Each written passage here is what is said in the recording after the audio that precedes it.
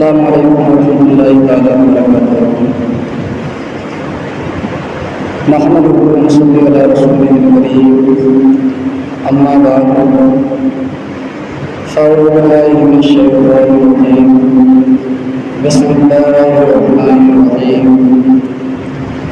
ان الدین عند اللہ الاسلام، صدق اللہ العظیم وبلغنا رسوله النبي الكريم، ونحن على ذلك لمن الشاهدين والشاكرين، والحمد لله رب العالمين۔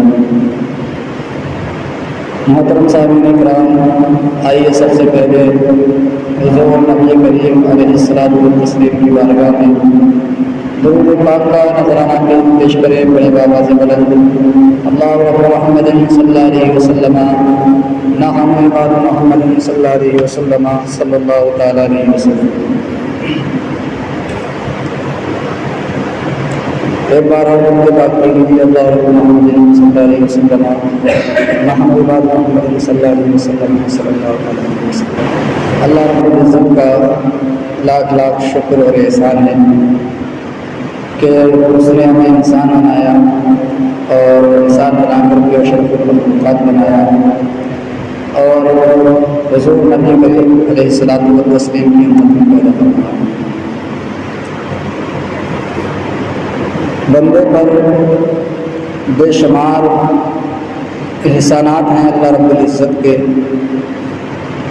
اگر دیکھا جائے تو بندہ پورا کا پورا اللہ رب العزت کے احسانات میں ڈوبا ہوا ہے۔ رات دن اس کا شکر ادا کر سکے تو اس کے احسانات کا شکریہ ادا کرنا ممکن نہیں ہے۔ اس کی ہر ایک چیز، ہر ایک نعمت اس نے ہمیں عطا فرمائی، اور طرح طرح کی نعمتوں سے اس نے ہمیں نوازا۔ انہی سب نعمتوں میں سب سے اعلیٰ، سب سے افضل، سب سے بہتر، سب سے عمدہ جو نعمت ہے وہ ایمان کی دولت ہے۔ ایمان کی دولت ہے۔ سب سے بڑی نعمت اللہ رب العزت کی یہ ہے کہ اس نے ہمیں ایمان سے مشرف فرمایا، اسلام میں داخل فرمایا، کیونکہ آخرت کی تمام نعمتیں، آخرت کی تمام فضیلتیں، آخرت میں تمام رحمتیں انہی کے لیے ہیں جو ایمان والے ہیں۔ جس کے پاس ایمان نہیں ہے، جس کے پاس اسلام کی دولت نہیں ہے، آخرت میں اس کے لیے کوئی بھی آسانی نہیں ہے، آخرت میں اس کے لیے کوئی بھی نعمت اسے نہیں ملے گی۔ تو سب سے بڑی دولت جو ہے اللہ رب العزت کی، وہ ہمارے اوپر یہ ہے کہ اس نے ہمیں مسلمان بنایا۔ دنیا میں طرح طرح کے مذاہب ہیں، دنیا میں طرح طرح کے قوموں کو ماننے والے لوگ ہیں۔ ہر ایک اپنے دین کی تعریف کرتا ہے، ہر ایک اپنے مذہب کی تعریف کرتا ہے، لیکن حقیقت میں تمام ادیان سے، تمام دینوں سے جو سب سے اعلیٰ، سب سے افضل، سب سے بہتر ہے وہ مذہب اسلام ہے۔ یہ میں نہیں کہہ رہا، بلکہ دنیا کے بڑے بڑے لوگوں نے جب ریسرچ کی، جب مذہب اسلام کی تاریخ کو پڑھا، جب مذہب اسلام کی ہسٹری کا مطالعہ کیا، تو وہ یہ کہنے پر مجبور ہو گئے کہ سب سے اعلیٰ اگر کوئی دین ہے تو وہ مذہب اسلام ہے۔ اگر ہمارے سمجھ میں نہ آئے، ہمیں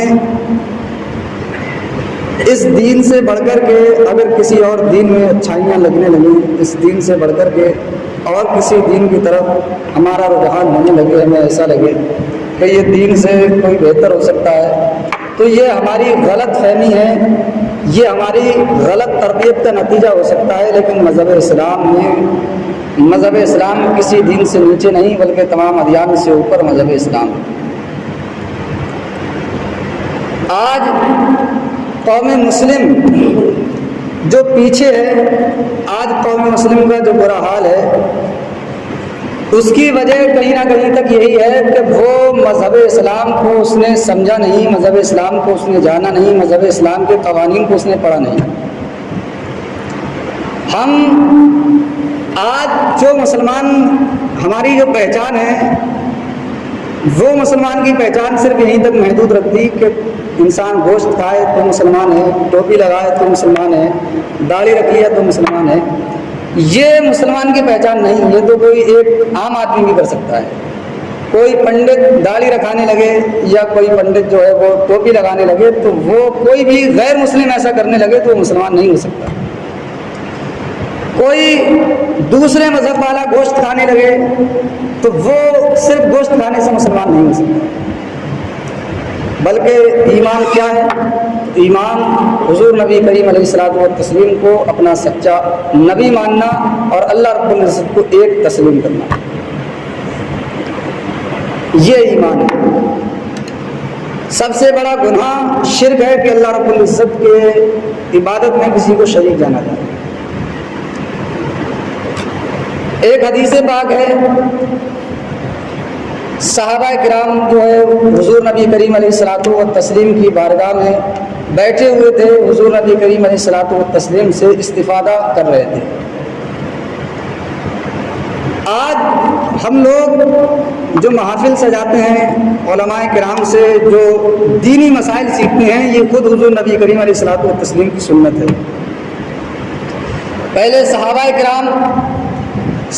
کرام حضور نبی کریم علیہ الصلوۃ والتسلیم سے دین کے مسائل پوچھا کرتے تھے اور حضور نبی کریم علیہ الصلوۃ والتسلیم انہیں دین کے مسائل بتایا کرتے تھے۔ وہی دین جو ہے وہی قانون بنتا ہوا چلا گیا اور مذہب اسلام ایک مکمل قانون کی شکل میں آ گیا۔ تو یہی حضور نبی کریم علیہ الصلوۃ والتسلیم سے یہ تاریخ ہے کہ اس طریقے سے دین کو بڑھایا جائے، دین کے مسائل کو سیکھا جائے۔ وہ بات اب الگ ہے کہ ہمارے دل جو ہیں سیاہ ہو گئے، ہم لوگوں کا رجحان دین کی طرف سے کم ہو گیا، ہم لوگوں کو یہ محفل فضول لگنے لگی۔ سب سے برا ہمیں یہی لگنے لگا کہ جہاں دیکھو یہ محفلیں، انہی محفلوں کے پیچھے ہم پڑے رہتے ہیں، جن محفلیں جو ہمارے دین کا اصل مرکز ہیں، دین کی اصل جڑ ہیں۔ یہ الگ بات ہے کہ ہم ان کی برائیوں کے پیچھے پڑ گئے، لیکن خود جو ہے یہ حضور نبی کریم علیہ الصلوۃ والتسلیم کی سنت ہے۔ اسی طریقے سے جو دین آگے بڑھا ہے وہ یہی طریقہ دین کے آگے بڑھنے کا رہا ہے۔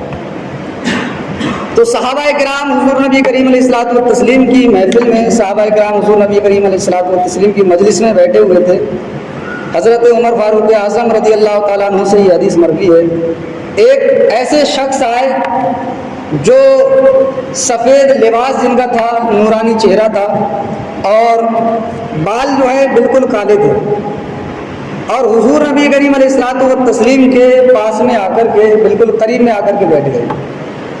قریب میں آ کر کے بیٹھے اور اپنے دونوں ہاتھوں کو اپنے زانوں پر رکھا اور حضور نبی کریم علیہ الصلوۃ والتسلیم سے سوال و جوابات کرنے لگے۔ عرض کیا، یا رسول اللہ علیہ الصلوۃ والسلام، اسلام کیا ہے؟ تو حضور نبی کریم علیہ الصلوۃ والتسلیم نے ارشاد فرمایا، اسلام یہ ہے کہ تم نماز پڑھو، زکوٰۃ دو، حج کرو اور روزہ رکھو۔ تو جو شخص آئے تھے انہوں نے کہا، صدقتا یا رسول اللہ، یا رسول اللہ علیہ الصلوۃ والسلام آپ نے سچ فرمایا۔ صحابہ کرام کو یہ بات سن کر کے بڑا تعجب ہوا۔ ایک ایسا شخص جس کو ہم نے کبھی آس پاس میں دیکھا نہیں، ایک ایسا شخص جس کو یہاں کوئی جانتا نہیں ہے، وہ پہلی بار آیا ہے اور آ کر کے خود سوال کر رہا ہے اور خود کہہ رہا ہے آپ نے سچ کہا، آپ یہ بات صحیح کہہ رہے ہیں۔ کوئی نیا شخص یہاں محفل چل رہی ہے جو باہر سے آ کر کے آئے اور آ کر کے یہاں سوال و جوابات کرے اور کہے آپ صحیح کہہ رہے ہیں، اس طریقے کی باتیں کرے تو لوگوں کو تعجب ہوگا۔ ایک دم یہ نیا کہیں سے آیا ہے، اسے کوئی جانتا نہیں اور کس طریقے سے یہ سوال و جوابات کر رہا ہے۔ پھر انہوں نے عرض کیا، رسول اللہ علیہ الصلوۃ والسلام ایمان کیا ہے؟ تو حضور نبی کریم علیہ الصلوۃ والسلام نے کہا، ایمان یہ ہے کہ تم اللہ کو ایک مانو اور مجھے اس کا رسول تسلیم کرو اور اس کی کتابوں پر، اس کے ملائکہ پر اور جنت و دوزخ کو حق مانو، قیامت کے دن کو حق مانو، یہ ایمان ہے۔ پھر انہوں نے کہا، صدقت یا رسول اللہ، یا رسول اللہ علیہ السلام آپ نے سچ کہا۔ صحابہ کرام یہ تمام واقعات دیکھ رہے تھے اور تعجب کر رہے تھے کہ ایک نیا شخص آ کر کے حضور کی بارگاہ میں کس طریقے سے، کیونکہ صحابہ کرام تو بہت ادب کرتے تھے، بولنے میں بہت احتیاط رکھتے تھے، کہیں کوئی ایسی بات زبان سے نہ نکل جائے جو حضور نبی کریم علیہ الصلوۃ والتسلیم کو ناگوار گزرے۔ اور یہ پہلی مرتبہ ایک شخص آیا ہے اور اس طریقے سے سوال و جوابات کر رہا ہے۔ پھر انہی شخص نے کہا یا رسول اللہ علیہ الصلوۃ والسلام احسان کیا ہے؟ تو حضور نے فرمایا احسان یہ ہے کہ جب تم نماز پڑھو تو یہ تسلیم کرو، یہ اپنے ذہن میں رکھو کہ تم گویا کہ اللہ رب العزت کو دیکھ رہے ہو، اللہ رب العزت تمہارے سامنے ہے۔ اگر یہ نہ ہو سکے تو کم سے کم یہ ہو کہ تم یہ اپنے ذہن میں بات رکھو، اس چیز کا تصور اپنے ذہن میں رکھو کہ اللہ رب العزت تم کو دیکھ رہا ہے۔ پھر انہوں نے کہا یا رسول اللہ علیہ الصلوۃ والسلام قیامت کب آئے گی؟ قیامت کی نشانی کیا ہے؟ تو حضور نے قیامت کی نشانیاں بیان فرمائی۔ حضور نے فرمایا جب لوگ جو ہے، اس میں حدیث پاک میں ذکر ہے باندی جو ہے اپنے آقا کو جنے گی۔ اس لفظ کی تشریح جو ہے وہ علماء کرام نے فرمائی، باندی اور غلام کا زمانہ پہلے کے زمانے میں ہوا کرتا تھا، آج کے دور میں وہ زمانہ نہیں ہے۔ باندی اپنے آقا کو جنے گی، یعنی باندی آقا کی جو ہے وہ نوکرانی ہوا کرتی ہے، لیکن وقت ہوا آئے گا کہ باندی جو ہے وہ اپنے آقا پر حکم چلائے گی۔ علماء فرماتے ہیں اس کا مطلب یہ ہے کہ قیامت کے نزدیک جو بچے ہوں گے وہ اپنے والدین پر حکم چلائیں گے، وہ اپنے والدین کو اس طریقے سے ان کے ساتھ رویہ کریں گے جیسے یہ باپ ہوں اور وہ بچے ہوں۔ پھر کہا ایک نشانی یہ ہے کہ جو بے عزت لوگ ہوں گے، جو ایمان والے نہیں ہوں گے، ذلیل و خوار ہوں گے، جو ذلیل و خوار لوگ، جھوپڑیوں میں رہنے والے ننگے لوگ، وہ جو ہے بڑے بڑے حاکم بن جائیں گے، چرواہے وغیرہ ایسے لوگ بڑے بڑے حاکم بن جائیں گے اور وہ تم پر حکمرانی کریں گے۔ اور فرمایا ناچ گانے کا رواج بہت زیادہ ہو جائے گا، لوگ ناچ گانے کے رواج کو ترجیح دیں گے اور یہ رواج بہت زیادہ بڑھ جائے گا۔ یہ سوالات کر کر کے وہ شخص جو آئے تھے کر کے چلے گئے۔ اب صحابہ کرام میں خلبلی مچی ہوئی تھی، یا رسول اللہ علیہ الصلوۃ والسلام یہ کون شخص تھے؟ ہم نے آج تک انہیں دیکھا نہیں اور آ کر کے اتنی جرت کے ساتھ آپ کی بارگاہ میں سوال کر رہے ہیں۔ تو حضور نبی کریم علیہ الصلوۃ والتسلیم نے فرمایا یہ جبریل امین تھے، یہ سیدنا جبریل علیہ الصلوۃ والسلام تھے، اور یہ اس لیے سوالات کر رہے تھے تاکہ یہ باتیں، یہ سوال کریں اور آپ لوگوں کو ان سوالات کے جوابات معلوم ہو جائیں، آپ کو یہ چیزیں معلوم ہو جائیں۔ تو یہ حضور نبی کریم علیہ الصلوۃ والتسلیم کی سنت سے ہے کہ آج مساجد میں جو درس و تدریس دیا جائے، آج مساجد میں جو محفلیں ہوتی ہیں یا دیگر جو محفلیں علم دین حاصل کرنے کے لیے ہوتی ہیں، یہ حضور نبی کریم علیہ الصلوۃ والتسلیم کی سنت سے۔ انسان کے پاس سب سے انمول موتی، سب سے انمول تحفہ کیا ہے؟ ایمان کی دولت ہے، ایمان کی دولت ہے۔ ایمان کیا ہے؟ تو حضور نبی کریم علیہ الصلوۃ والتسلیم نے ارشاد فرمایا ایمان کے 70 اور کچھ درجے ہیں، 72 یا 73 درجے ہیں۔ ان میں سے سب سے بہتر درجہ یہ ہے کہ انسان اللہ کو ایک مانے اور اس کے رسول کو سچا نبی مانے۔ اور حضور نے فرمایا اسلام کا سب سے نچلا درجہ یہ ہے کہ مسلمان جب کسی راستے سے گزرے تو وہ راستے میں کوئی تکلیف دہ چیز کو دیکھے تو اسے وہاں سے ہٹا دے تاکہ اس کا آنے والا مسلمان بھائی اس تکلیف کا شکار نہ ہو۔ یہ مذہب اسلام ہے۔ یعنی مذہب اسلام اس بات کو بھی کہتا ہے کہ اس چیز سے، اس بات سے اس چیز کا درس دینا چاہا کہ تم ہر اس چیز سے بچو جس سے تمہارے مسلمان بھائی کو تکلیف پہنچے، جس سے تمہارے مسلمان بھائی کو اذیت پہنچے۔ مذہب اسلام کی بے شمار خوبیاں ہیں۔ آج ہمیں جو ہے مذہب اسلام کی نالج نہیں ہے، مذہب اسلام کی ہم جو ہے تاریخ کو نہیں جانتے ہیں، اور سوشل میڈیا کا دور ہے، اس وجہ سے دوسرے مذہبوں کے بارے میں تو سنتے رہتے ہیں، دیکھتے رہتے ہیں، لیکن ہمیں اپنے مذہب کے بارے میں جانکاری نہیں ہے۔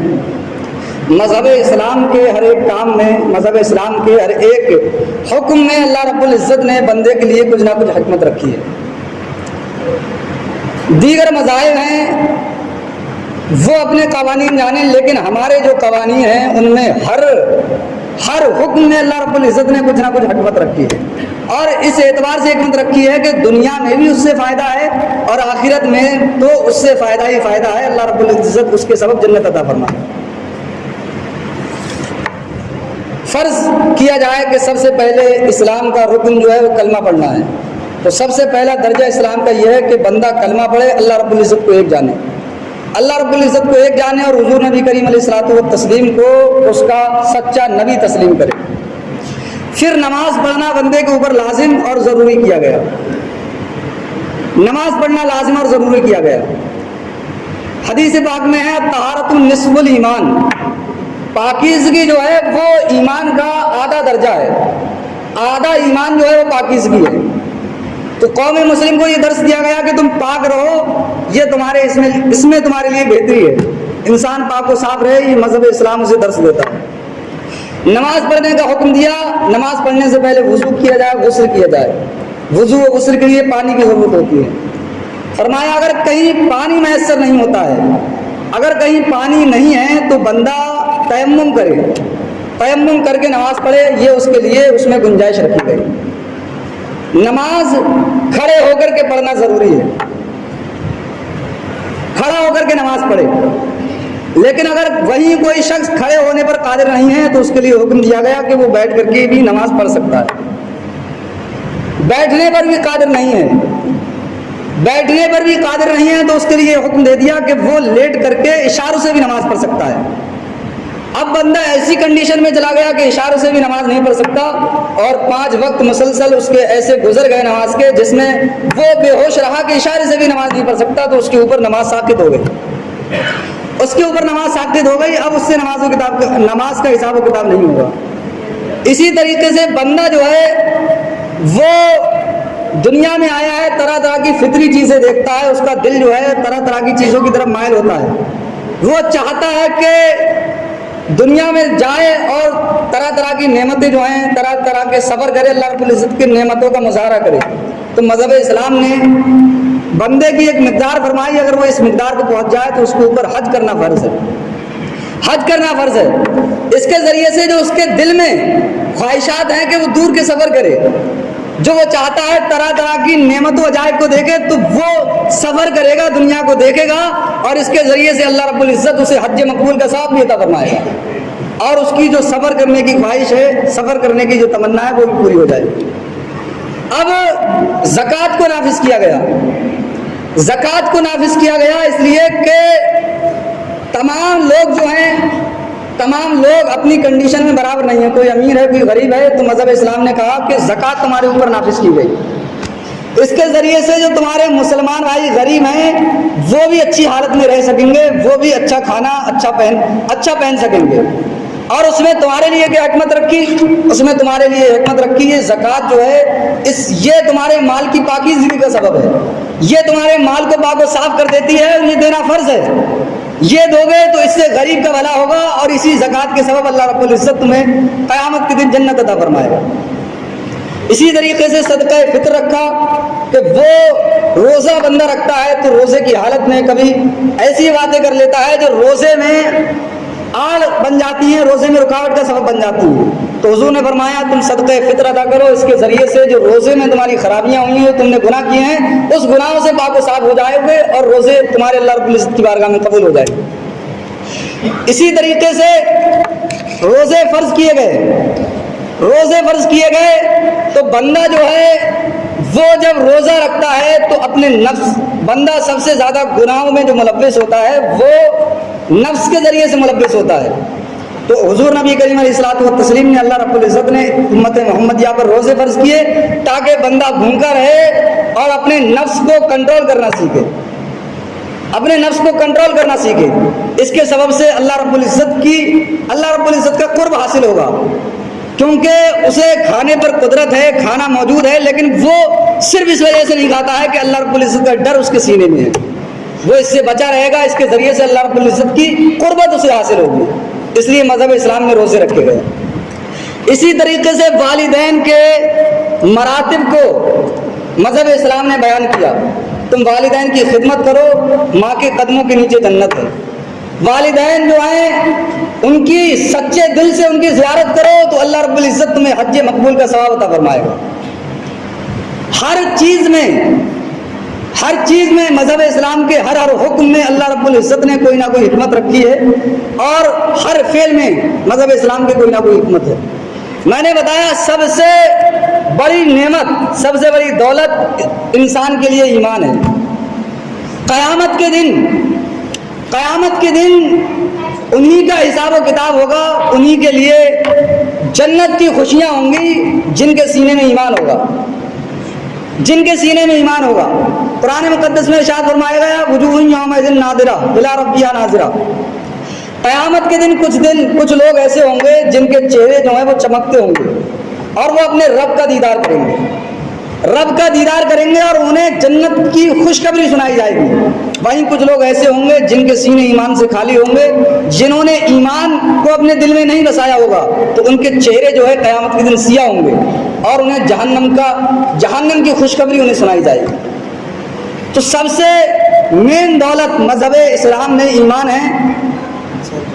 ہر انسان کو چاہیے کہ وہ اپنے ایمان کی حفاظت کرے۔ نماز، روزہ، حج، زکوٰۃ، اس کا معاملہ بھی انسان کے لیے تب جا کر کے ہے جب اس کا خاتمہ ایمان پر ہو۔ اگر انسان کا خاتمہ ایمان پر نہیں ہے تو اس کی نماز، اس کا روزہ، اس کی حج اور اس کا زکوٰۃ اس کے کام میں نہیں آئے گی۔ اصل چیز جو ہے وہ ایمان ہے۔ یہ باتیں بتانے کا میرا مقصد یہ ہے کہ آج دور حاضر میں ہم جو ہے وہ ایمان کی اپنی مضبوطی سے حفاظت نہیں کر پا رہے ہیں۔ آج جو لوگ اخبارات پڑھتے ہیں یا سوشل میڈیا کے ذریعے سے خبریں دیکھتے ہیں، ان کو بخوبی اس بات کا علم ہوگا کہ آج دور حاضر کا کیا حالات ہیں، کیا معاملات دور حاضر میں چل رہے ہیں۔ سب سے بہتر چیز ایمان ہے۔ ایمان نہیں ہے تو کچھ نہیں ہے۔ ایمان جڑ ہے، ایمان ہے تو اس کے بعد اس کے اعمال ہیں۔ آج آپ دیکھیں کہ ہماری قوم مسلم کے کیا حالات ہیں۔ میرے بتانے کا ان تمام باتوں کے ذریعے سے یہ مقصد ہے، آج دور حاضر میں ہماری مسلمان لڑکیاں جو ہیں ان کو ٹارگیٹ بنایا جا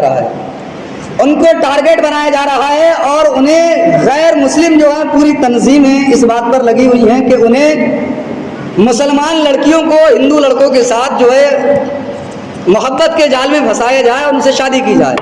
یہ ان کی پوری تنظیمیں چل رہی ہیں، اور ان کا اس جال میں پھنسنا، ان کے پروپیگنڈے کے تحت پھنس جانا، سب سے بڑی اس کی وجہ یہ ہے کہ وہ ایمان کی دولت کو، مذہب اسلام کی خوبصورتی کو جانتی نہیں ہے۔ انہیں یہ کہا جاتا ہے کہ تم جو ہو، تمہیں قید کر کے رکھا جاتا ہے۔ حجاب ان کے ذہن میں یہ ڈالا جاتا ہے یہ تمہیں قید کر کے رکھتے ہیں، تمہاری خواہشات جو ہے پوری نہیں ہونے دیتے ہیں۔ اور ہم نے انہیں حجاب کی خوبصورتی کے بارے میں بتایا نہیں کہ ہر خوبصورت چیز، سونا، چاندی، جو بھی مال و دولت ہے وہ چھپا کر کے رکھا جاتا ہے۔ اگر مال و دولت جو ہے وہ چھپا کر کے نہ رکھا جائے تو یقیناً چور جو ہے اسے چرا کر کے لے جائے گا۔ اسی طریقے سے یہ بہترین سرمایہ ہے قوم مسلم کی، ہماری ماں بہنیں، کہ انہیں ان کی حفاظت کی جائے۔ وہ لوگ کہتے ہیں کہ نظروں کی حفاظت کرو۔ جب انسان کے سامنے کوئی چیز آئے گی تو یقیناً اس کا دل اس کی طرف مائل ہوگا، اور وہیں پر وہ چیز ڈھکی ہوئی ہوگی تو وہ اس تک نہیں پہنچ پائے گا۔ 3 طلاقوں کے ذریعے سے ان کے ذہن میں یہ ڈالا جاتا ہے کہ تمہیں اس کے ذریعے سے قید کر رکھا ہے۔ 3 طلاق کے مذہب اسلام کا ایک بہترین قانون ہے، اور قوموں میں یہ ہے کہ وہ ایک بار الگ ہوتے ہیں اور الگ ہو جاتے ہیں، ان کا معاملہ ختم ہو جاتا ہے۔ لیکن مذہب اسلام میں 3 طلاق اس لیے رکھی گئی کہ 2 لوگ ساتھ میں رہتے ہیں تو ہو سکتا ہے نا اتفاقی ہو جائے، ہو سکتا ہے وہ آپس میں ان کی زندگی گزارنا آسان نہ ہو، تو ان میں 3 آپشن دیے گئے۔ ایک بار تم جدا ہو جاؤ، 1-2 مہینے الگ رہو، ہو سکتا ہے جو برائیاں تھیں اب آپس میں دل مل جائیں، تم پھر آپس میں ساتھ میں رہنے لگو، اور رہنے لگ جاؤ۔ بعد میں تمہیں لگے ساتھ میں نہیں رہ سکتے ہیں، پھر جدا ہو جاؤ۔ آدمی غصے میں ہی الگ ہوتا ہے، بعد میں روتا پھرتا ہے کاش کہ میں ایسا نہیں کرتا۔ 1-2 مہینے بعد، 2-4 دن بعد ہو سکتا ہے کہ تمہارے ذہن میں آ جائے جو میں نے کیا ہے غلط کیا ہے، آپس میں پھر ساتھ میں رہنے لگو، اس طریقے سے 3 آپشن دیے گئے۔ 3 بار میں بھی اگر تم ساتھ میں نہیں رہ سکتے ہو، تمہیں زندگی گزارنا مشکل ہے، تو اب آپس میں تم الگ ہو جاؤ، مذہب اسلام یہ کہتا ہے کہ عورت جو ہے وہ گھر کی مالکہ ہے، گھر کی جو ہے رانی ہے، وہ گھر میں رہے، मज़हब इस्लाम मर्द को ये हुक्म देता है वो लाए, कमा करके लाए और अपनी बीवी और बच्चों को जो है उनके ऊपर खर्चा करे, उनका ध्यान रखे। वो इस बात को आज़ादी समझते हैं कि वो खुद लड़कियां कमाने जाएं, गैर महरमों से मिलें, अपने जिस्म की नुमाइश करवाएं। इस चीज़ को उनके जहन में डाला जाता है। तो इसमें हमारी सबसे बड़ी कमी है कि हम अपने बच्चों को, अपनी बेटियों को मज़हब इस्लाम की हमने तारीख़ नहीं बताई है, मज़हब इस्लाम की खूबसूरती नहीं बताई है। सैयदा फातिमा ज़हरा रज़ी अल्लाह ताला अन्हा के सीरत के बारे में हमने उन्हें नहीं बताया है। तो आज ज़रूरत है कि हम सब अपने अपने घरों में अपनी बेटियों को, अपने बेटों को कम से कम मज़हब इस्लाम की वो बातें बताएं जो उनके लिए ज़रूरी है, जो उनके लिए ज़रूरी है। आज हमारे बच्चे ही खुद मज़हब इस्लाम में कमियां निकालने लगते हैं, मज़हब इस्लाम में कीड़े निकालने लगते हैं। सिर्फ उसकी वजह यही है कि हम उन्हें मज़हब इस्लाम के बारे में बताते ही नहीं हैं।